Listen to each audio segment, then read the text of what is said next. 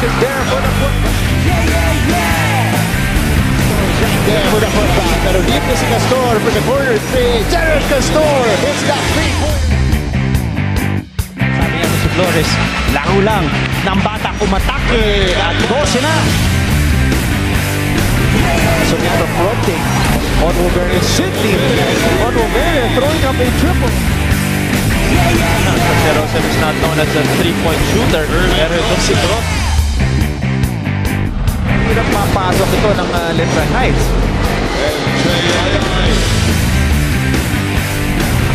Andoy Estrella.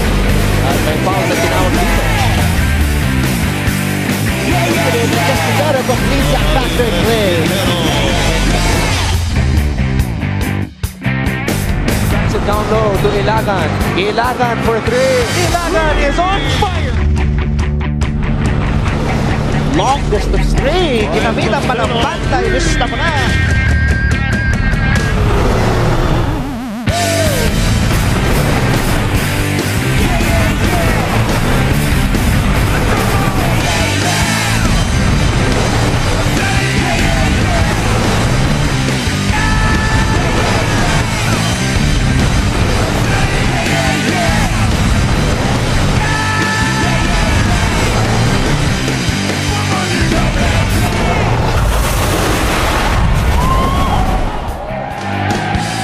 October 6, 2017, unang biyernes po ng Oktubre.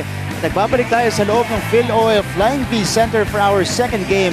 Doon po sa una nanalo ang San Beda Red Lions kontra sa EAC Generals 88-51. Robert Pollock with 6 points, 3 rebounds, and 12 assists. Player of the game, which brings us to our next game. It's gonna be an important matchup between the JRU Heavy Bombers and the San Sebastian College Recoletos Golden Stags. Ayan po ang ating second game today as we take a look at our remaining games on this triple header Friday. Pagkatapos po nito, it is gonna be the league leading and the still undefeated LPU Pirates going up against the Coleo, the San Juan de Letra Knights. So it's a very important day here in the NCAA. Of course, this will shake up the Final Four picture. Maraming salamat po sa panonood sa SNA HD. If you guys are watching abroad, the Filipino channel TFC.tv, and at the #1 sports website in the country, sports.abs-CBN.com. Kasama po ang grade 11 students mula sa Jose Rizal University. Ako po si Martin Javier. Kasama ngayon ang nag-iisang the mighty kid, si Borgie Hermida. Back games with you, Borgie. Magandang hapon. Magandang hapon din sa'yo, Martin. Isang masaya at magandang hapon na naman para sa ating dalawa. I'm sure hindi lang sa ating dalawa, pati sa mga supporters at fans ng JRU na nandito para sa suporta sa team nila.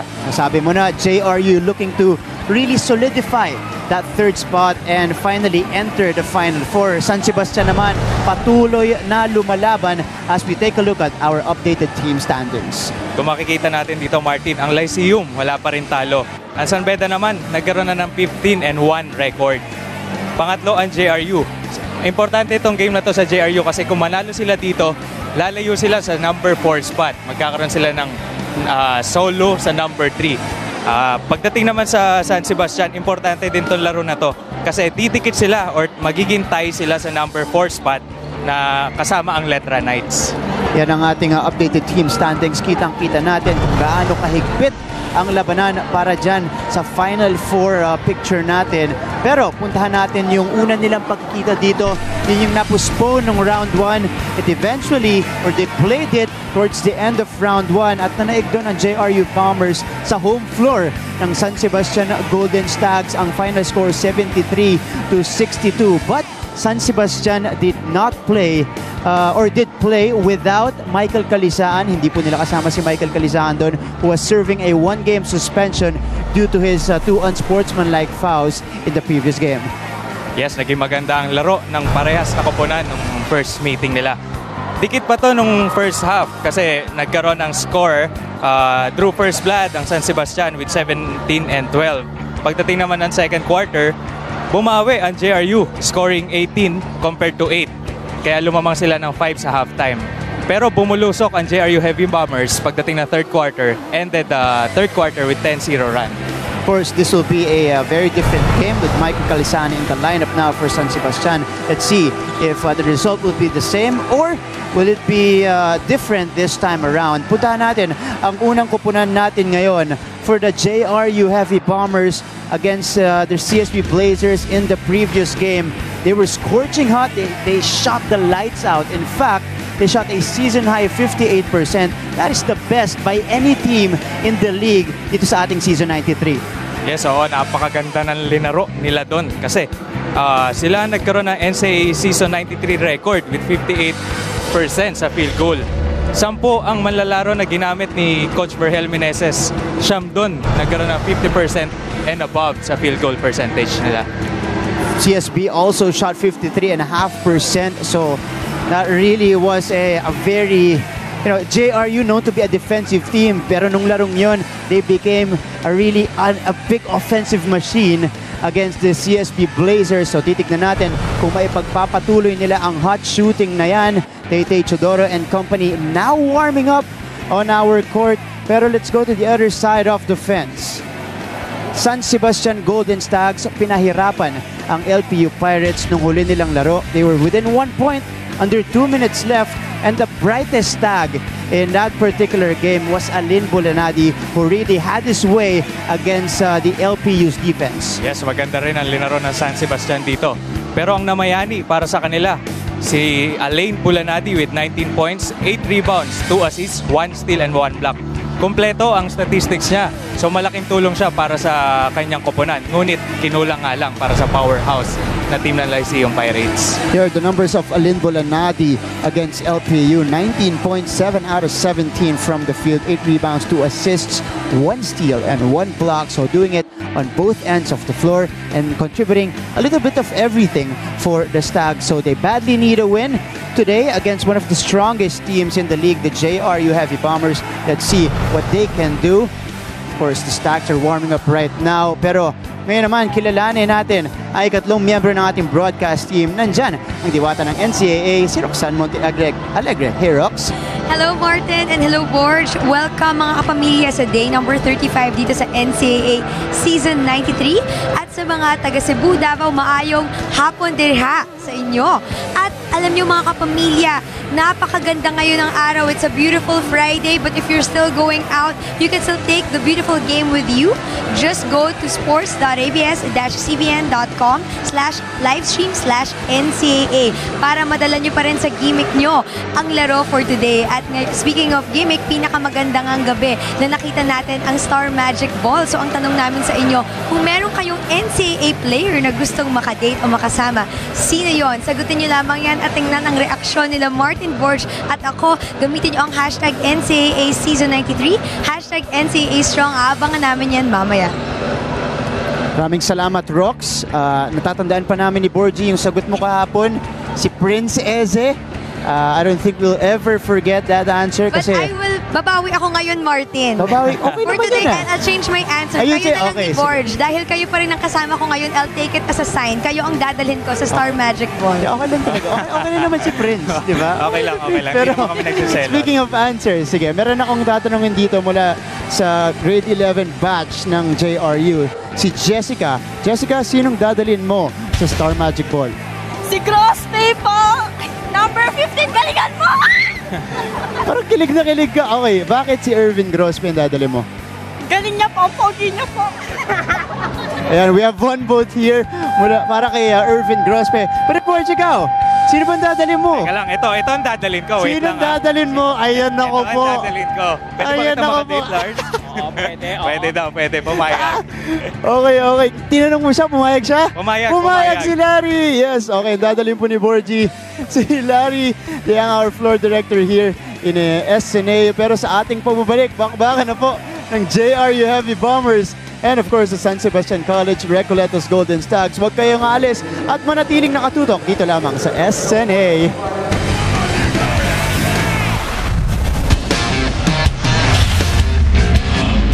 Gio Lasqueti, point guard. Jed Mendoza, shooting guard. Abdul Sawat, forward. John Grospe, forward. Abdul Wahab, center. Ryan Costello, point guard. Alin Bulanadi, forward. Jason David, forward. Mike Kalisaan, forward. Justin Mercado, center.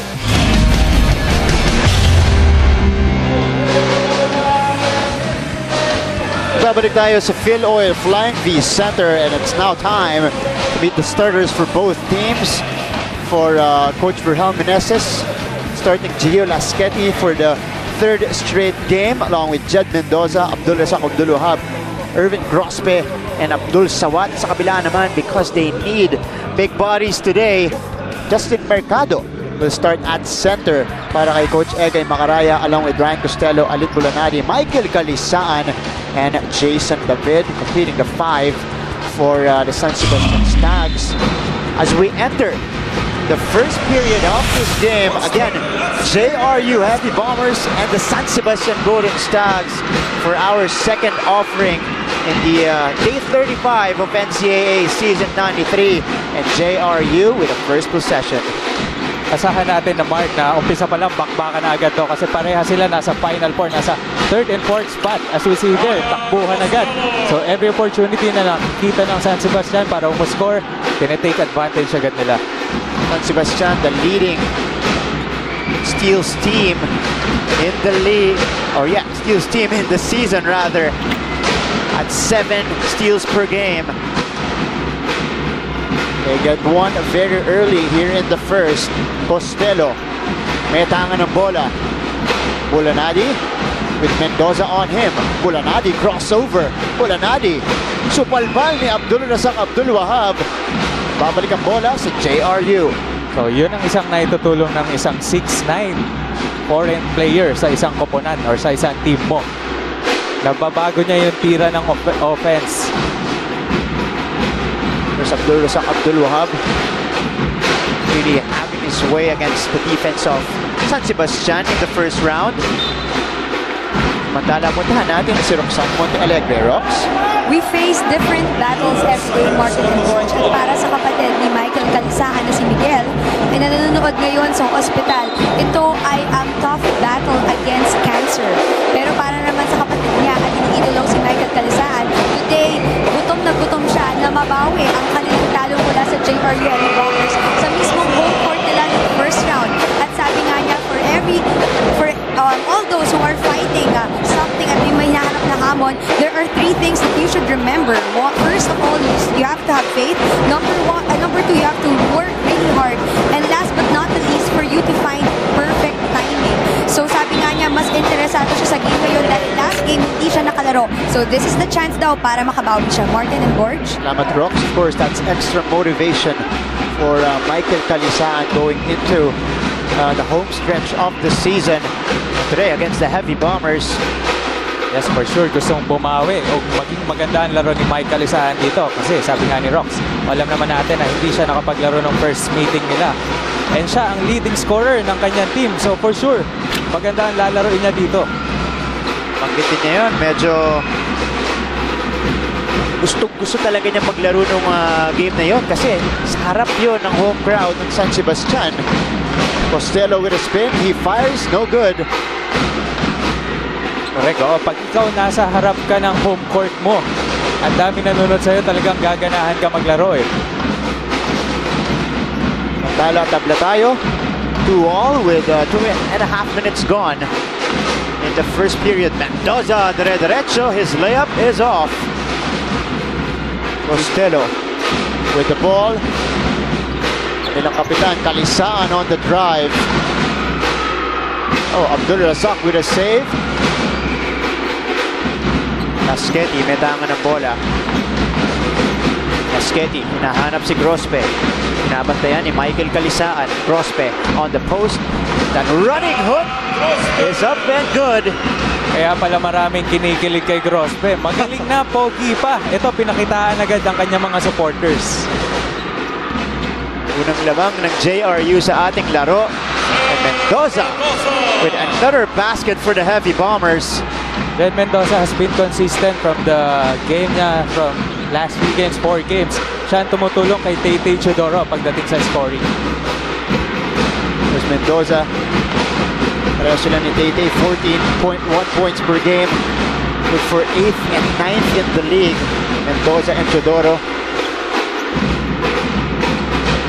Si Jed Mendoza ang pwedeng bumalit kay Paulo Pontejos, nakatambal ni Tay Teodoro. Ito, pinapakitaan nga tayo. Agresibo agad siya. Foul is called against San Sebastian. Their first team foul. First foul off the game. Even perfect shot, perfect selfie. Jed Mendoza gets to the paint. Kissing it off the glass and in. And gave them the 4-point lead. Jason David getting the steal. Costello. David, top of the key, 3. Short. Balik sa JRU ang bola. Tumatakbo ang Heavy Bombers. Lasqueti to Mendoza. His layup is short. Costello naman sa kabila. Ryan Costello got distracted and bothered by the defense of the Abdul Wahab. So nanggigil si Costello doon. Hindi niya nakita may kalaban pala. So natapik sa likod. Resulting that steal. Here's Grospe. Facing up Michael Calisaan. Grospe with a jump shot. His second basket is down and good. So kanina inatake niya yung depensa ng San Sebastian with a hook. Ngayon, jumper naman. So hindi mo alam kung paano ngayon didepensahan si Grospe. Siguro yung si Jessica na tinanong ko kanina, tili ng tili ngayon. For sure, Martin. Ang dami ng shoot ni Grospe. Ang dami na rin tili o kilik ni Jessica. 8-2.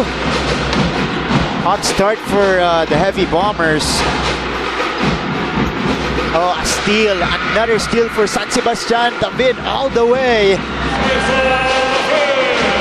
That leads us to our first time out of the game. For the JRU Heavy Bombers, they lead it right now by 4, 8-4. Ang ating talaan. Back inside the Philoe Flying V Center. And nabanggit mo nga, Paulo Pontejos, si Jed Mendoza ang pumalit sa kanya. And you see the new Blast brother. Feeling ko siya na yun. Their performance last game against the CSB Blazers along with Tay Teodoro, it's really amazing, especially from beyond the arc. Yes, nabanggit nga natin kanina, nakagawa sila ng NCAA Season 93 record. Sila ang pinakamataas na percentage sa field goal with 58 or 57%. Jed Mendoza, 7 out of 14 from the field. Tay Teodoro shot 70%, 7 out of 10. As you see, Abdul Wahab get that basket underneath. Bilang sa scoring, tumutulong si Jed Mendoza, pero pati pag-create ng opportunity para sa teammate niya, nagagawa niya rin. Siya na nga ang pwede pumalit kay Paulo Pontejos. Last game, he had 3 assists. Here's by Chong.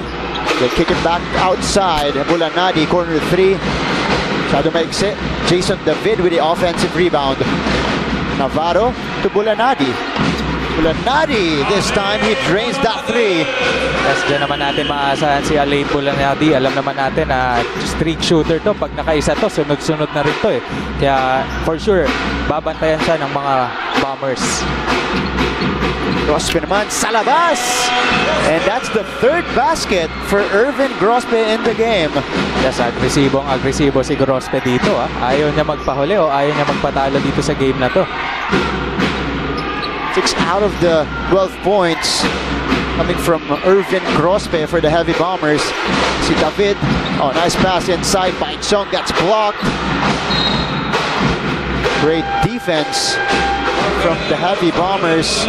RK Ilagan, papalitan si Alin Bulanadi. This is 3-pointer earlier. Pero sa kabila, and jumper by Irvin Grospe. Ang 6 na puntos ni Grospe dito sa ating laro. We have a timeout here for Coach Egay Macaraya and the San Sebastian Stags. Balik sa season 93 and take a look at the performance of Michael Calisaan and Jason David. They really struggled against the defense of LPU. Yes, si Michael Calisaan. Ito, kadagdag pa si Enzo Navarro, 9 points. Si RK Ilagan, naka 9 points din. 4 sila, hindi umabot sa double digit. Kinulang nga sila o ang effort nila para talunin ang LPU Pirates. Speaking of RK Ilagan, he scores the basket right there in the paint to pull them within 3. Mendoza. Medangan ng bola, double teamed. Binigay kay Grospe. Grospe with a miss. Here's Enzo Navarro. Binigay kay RK. Shoots the 3. RK Ilagan with a 3-point bomb. So ito na yung 2-guard lineup ni Coach Egay Macaraya. Ito dito pipilis ang tempo o ang laro ng Stags. Wahab, binigay kay Mendoza. Tumirada sa labas. Alisaan gets the rebound. Tumatakbo ang baste. Navarro gives it to RK against the taller Sawat. Navarro sa labas. Takes it in. Gives it back out to David. Back to Navarro. 9 seconds to shoot for the Stags. Kalisaan. Face up jumper. Ayan na, as early as now, nagpapakilala na si Mike Kalisaan. Wala siya last game. So ngayon, nagbibigay siya ng, nagpapakita siya o nagpapakilala siya as early as now. First points for Michael Kalisaan. And they take the lead again, 14-12. Sawat takes it strong. And a chance for a 3-point play for Abdul Sawat. Nice control of the body. Nakita niya, bumangga si Paityong. Ito kung makikita natin.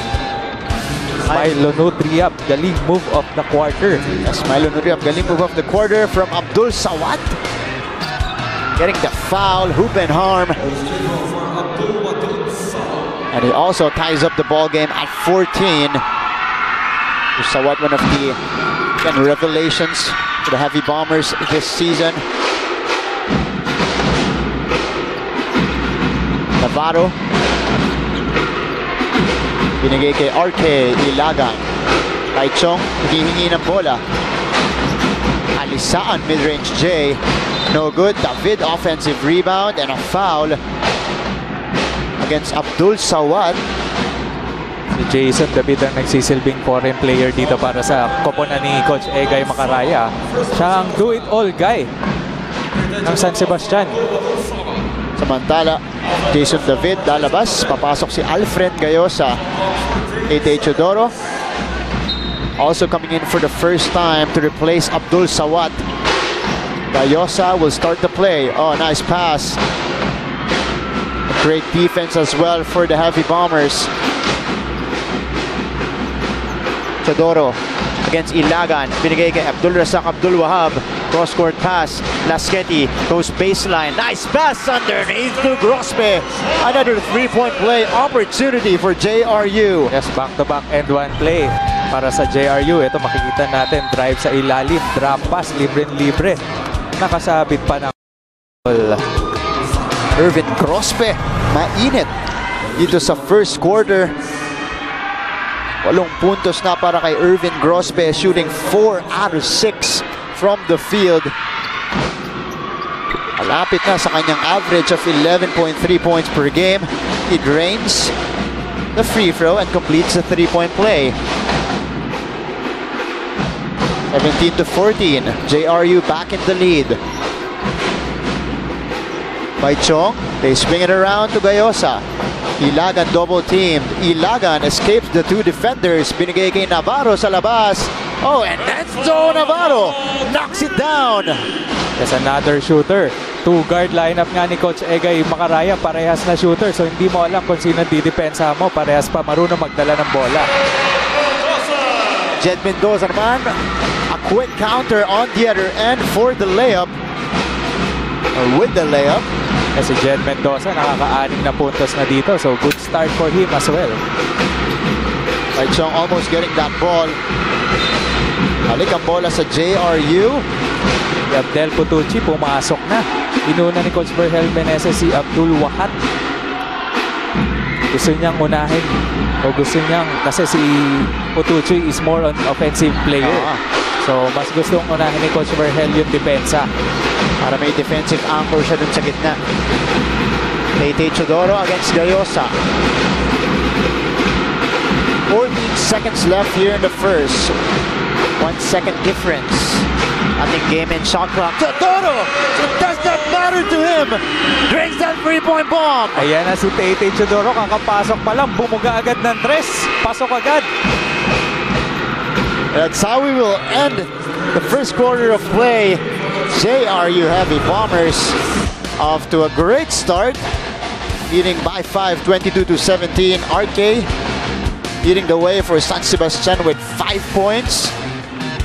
Jed Mendoza scoring 6 as well.